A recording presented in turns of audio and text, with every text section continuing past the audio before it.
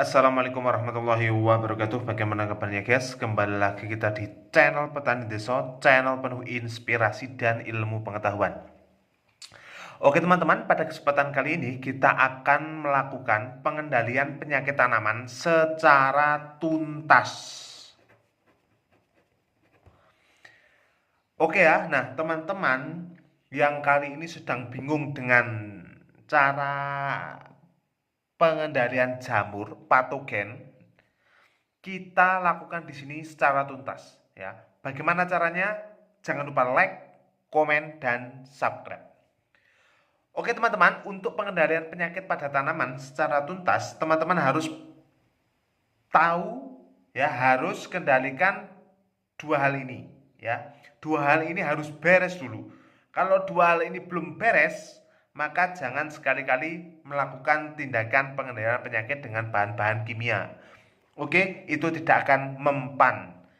Ya, dua hal ini apa saja? Yang pertama, yaitu lakukan penyiraman.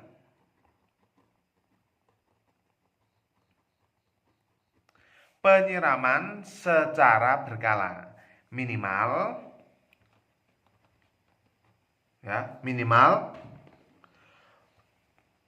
2 hari sekali. Oke ya. Penyiraman minimal 2 hari sekali. Tandanya gimana? Nah, tandanya lahan atau tanah atau bedengan teman-teman semuanya itu lembab. Lembab itu tidak kering ya teman-teman ya. Tidak kering, lembab. Jangan sampai sangat kering. Itu tidak boleh. Nah, minimal 2 hari sekali. 1 hari sekali lebih baik kalau di musim kemarau ya. Kalau di musim hujan, kita jangan tanya lagi. Intinya, kalau setelah hujan, ya 2 hari kok tidak hujan, maka teman-teman wajib siram. Nah, hujan, teman-teman cek di bedengan kalian semuanya, itu kelembapannya seperti apa.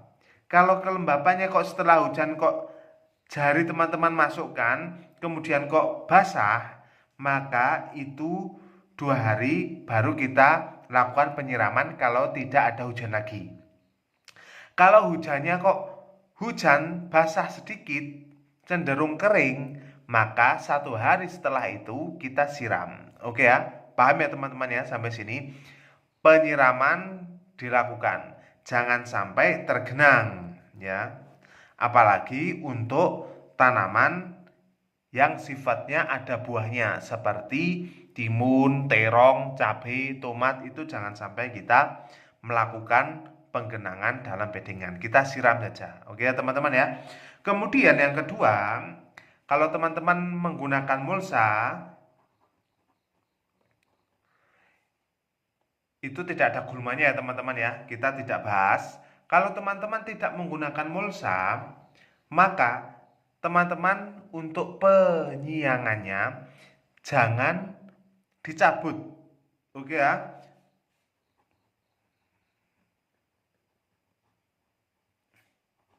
Penyiangannya jangan dicabut. Oke. Gimana caranya? Nah, misal ya teman-teman ya. Ini adalah tanah. Kemudian ini tanaman utama.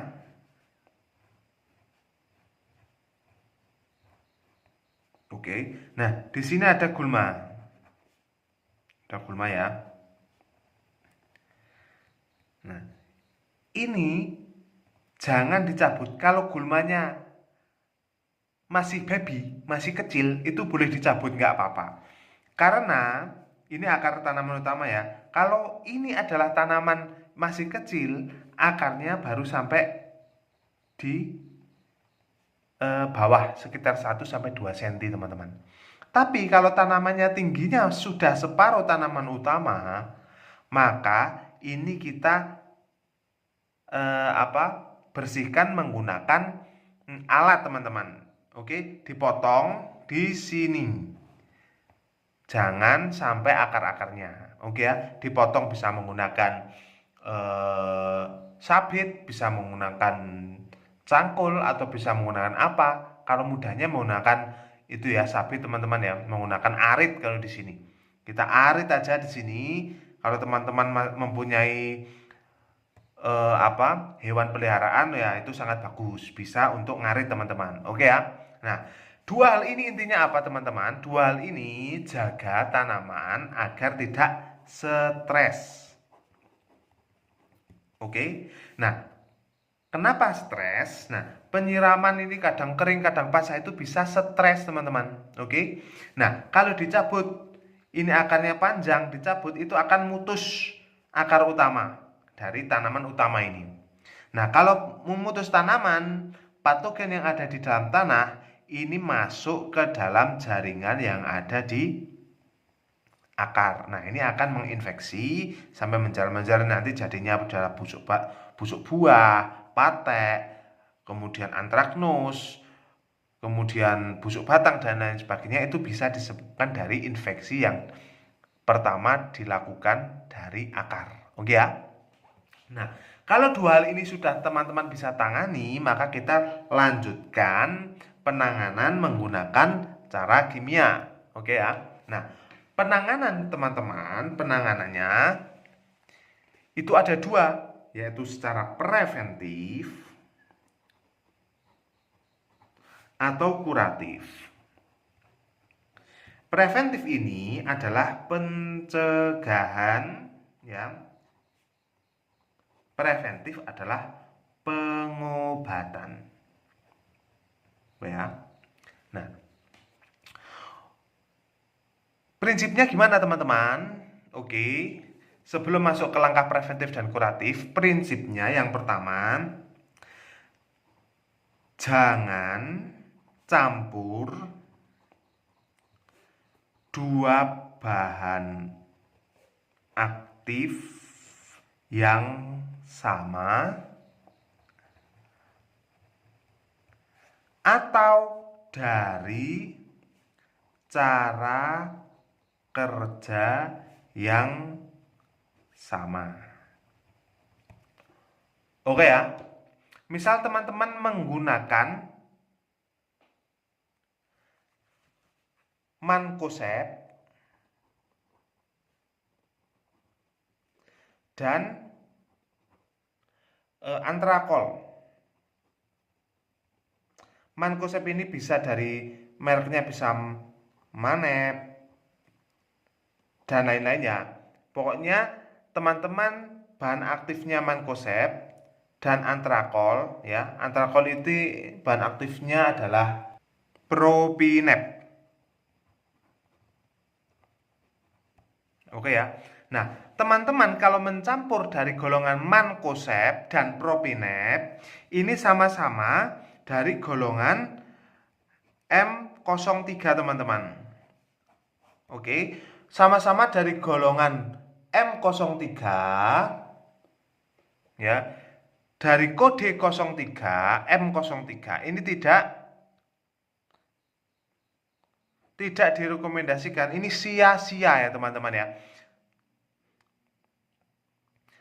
Teman-teman mencampur mancozeb dan propinep itu sia-sia karena dari cara kerja M03, dari kode M03. Dan juga kalau teman-teman mencampurnya sistemik yang resistennya itu tinggi, yang menimbulkan resisten tinggi, itu akan mempercepat jamur itu resisten kepada bahan aktif yang digunakan. Oke, jangan sampai mencampur bahan aktif yang sama. Oke ya teman-teman ya. Kemudian yang kedua, lakukan perollingan.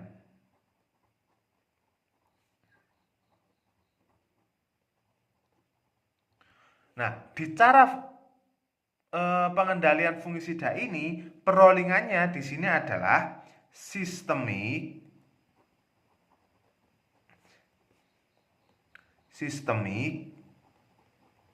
kontak. Gini ya teman-teman ya. Perollingannya sistemik kontak, gitu ya. Kemudian yang ketiga,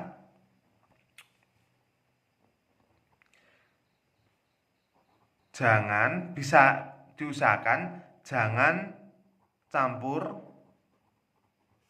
dengan kalsium ya. Oke ya. Ini prinsipnya teman-teman. Yang pertama, kita ulangi lagi, jangan campur dua bahan aktif yang sama karena akan mempercepat resisten dan mahal dalam biaya, sia-sia. Oke ya. Yang kedua, lakukan perolingan. Perolingan itu sistemik dan kontak dari kode kerja yang berbeda. Oke ya, nanti kita rinci teman-teman ya. Kemudian jangan campur dengan kalsium. Diusahakan jangan campur dengan kalsium. Kalsium ini kocor aja. Kalsium untuk kocor aja. Oke ya teman-teman ya. Untuk contoh kita lanjut di part 2. Nanti kita akan berikan contoh cara penggunaan fungisida secara preventif, pencegahan maupun kuratif secara pengobatan, dan nanti kita akan berikan bahan aktif dan contoh merek dagangnya. Oke teman-teman ya, tetap simak, jangan lupa like, komen, dan subscribe. Kita akhiri. Assalamualaikum warahmatullahi wabarakatuh.